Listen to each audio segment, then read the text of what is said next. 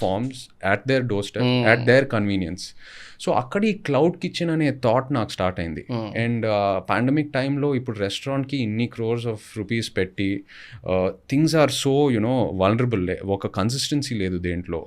Lockdowns వస్తున్నాయి పోతున్నాయి, what is going to happen tomorrow అనే ఆ డిలెమాలో let's make it a cloud kitchen అని అక్కడి నుంచి షో యూ ఐడియా పుట్టింది. So the menu and the whole concept what ever we design, అది కూర్చొని రీడిజైన్ చేసి we made a cloud kitchen.